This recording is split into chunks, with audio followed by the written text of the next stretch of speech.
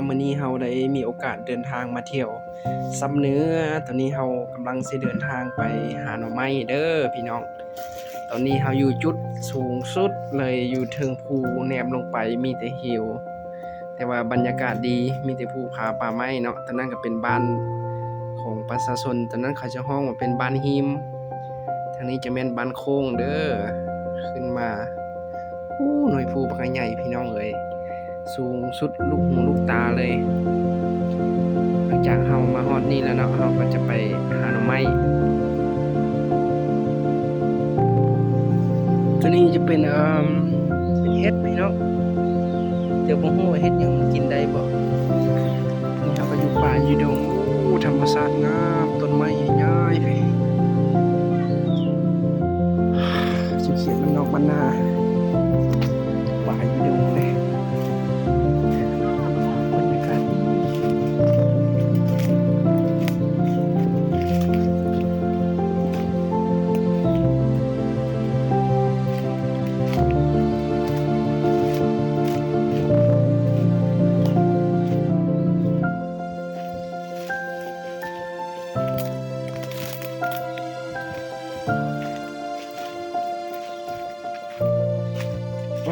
ป่าเป็นหน้องนี่นะอันนี้เป็นหน้องป่าปลาไหลนี่เป็นหนองของพ่อเฒ่าเด้อวันนี้พ่อเฒ่าเพิ่นสิมาป่ามาควางป่า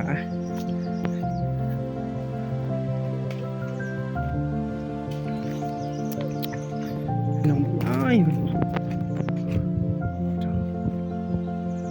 ป่านี่บ่ค่อยหลายพุ่น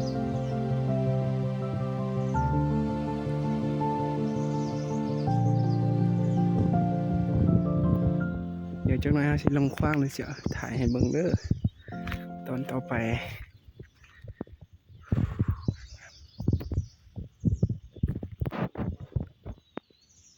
น้องเอ้ยหน่อไม้ปักกันอ้ายนี่โอ้มาคมเดี๋ยวพงเนื้อนั้นหน่อหนึ่งเด้ โอ้ตัวนี้อีกตัวนี้อีก3 หน่อ3 หน่อ ห้าหน่อเด้อพี่น้อง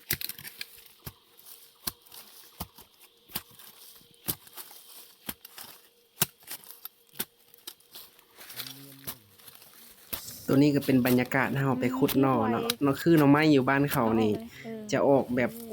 ออกไปทั่วเลยเนาะพี่น้องมันจะบ่ได้ออกอยู่ในกอตัวนี้มันจะออกไปตามดินเลยมันจะมีเครือของห้องเป็นเครือหน่อไม้เนาะมันจะไปทั่วตามดินเลยตัวนี้เฮามาขุดหน่อคมเด้อตัวนี้เฮาก็ขุดไปเนาะมาทางลงเวนเด้อเหนื่อยเยอะแห้ง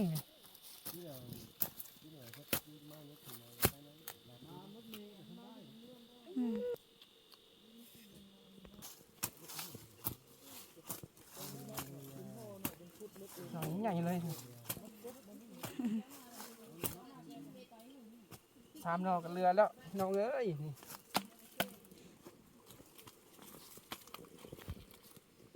ไปพ่อมัน นี่กับแม่ละหมด เฮาเอาจะห่อเหี่ยวบ่หน่อมันใหญ่ ถ่ายจ้อย นี่ก็จะเอาหน่อให้จะนอนเยอะ เกี่ยวก็จะค่ายงานอยู่ตัวนี้เลย บ่อยคนเป็นหน่องาม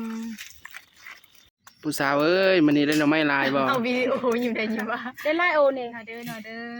หาหน่อไม้กับผู้สาวอยู่ซ้ำเหนือเด้อได้หน่อไม้บักหลาย เราดูเบี้ยกันยังกระเป็ดอย่างกันเนี่ย หนอนเจ๋งนี้เอาไปเตียงเลยหลังจากหาหน่อไม้มาได้แล้วเฮาก็ดังไฟเกียมเฮ็ดกินเนาะพี่น้องตอนนี้เฮากำลังเผาหน่อไม้เด้อแล้วก็ปิ้งปลาพร้อมนี่บรรยากาศงามอย่างที่คักหลาย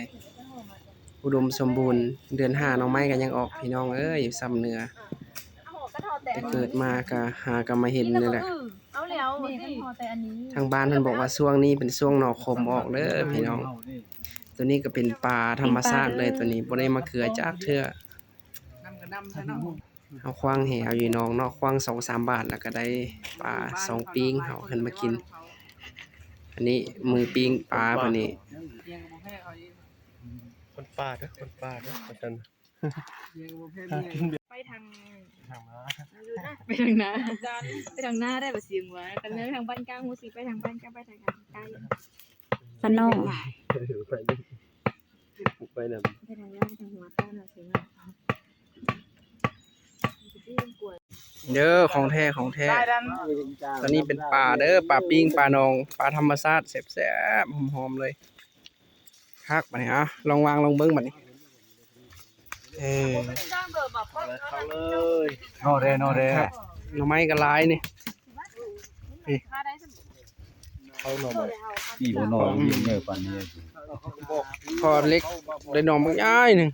ดีมเนอร์ครับ กินโซดูฮะเสียงบุญ แป๊บเดียวเจอจังนั้นนะ กินโซจะค้ำมึงดูฮะ คุณคำเด้อ นี่มีไข่เด้อเนี่ยเนาะ แซ่บ ไข่พ่อไข่ปลา เอาไปเถอะเดี๋ยวเรื่องยิ่ง ๆกินโซดู แม่ เดือนไหนจะได้เต้าขี้ควายอ่ะเนี่ย ไอ้พ่อเบิ่งเนาะ ไข่ซ้ำเลยมาไว้ โอ้ มีปลาไข่ ไข่ จิ้ม ต้มน้อยแล้วมีไข่เนาะ มันนี่ว่าไข่นี่ เลย ได้ โอ้ยไข่ต้ม ไข่มิด เป็นลูก ก็เลย ก็เลยไข่ ไข่ป้านี่เป็นกิ๊บดิ นี่เลยเป็นแล้วเนาะเป็นโอ้ ไข่ ปลาไม่ไข่ไข่แซ่บๆนะ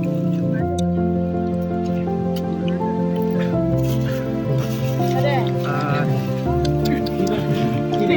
ใจเราไปเกิดได้หน่อย ข้าวปลาแซ่บๆเด้อ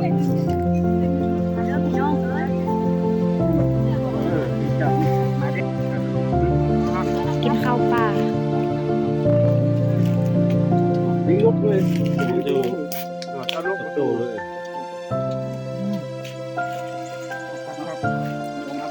อยู่มือขึ้นมือผมจ้าเฮ้ย เฮ้ยยังอยู่คุณ นอ ใจหาได้ไหมมันยังอยู่คุณมัน ควาย กินไม่ได้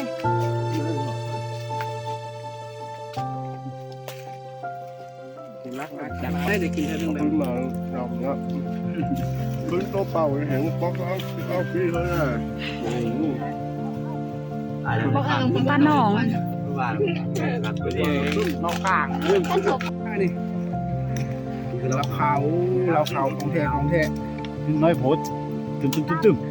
เฮ็ดบ้านนี้คนทางเหนือเพิ่นจะมักกินแบบกินเหล้าขาวเด้อคนทางนี้เด้อเบียร์นี่เพิ่นว่าบ่มักเฮ็ดเหล้าขาวนี่ พี่น้องกินข้าวปลา กินแล้วจังเมาเพิ่นว่าคันกินเบียร์แล้วบ่เมาเพิ่นน่ะอันนี้เพิ่นมันคอแข็งที่สุดในบ้านเลยกินน้ำท่า เอโพด กินเหล้าปั่นกินน้ำดื่มพี่น้องเอ้ยกินเหล้าแกมหน่อไม้ก็ว่าคมละใส่เหล้าไปอีกแห้งคักพี่น้องเอ้ยแต่ว่าก็มีความสุขไปอีกแนวนึงอยู่บ้านนอกบ้านนาก็ได้อาหารการกินนี่บ่ได้ขาดเลย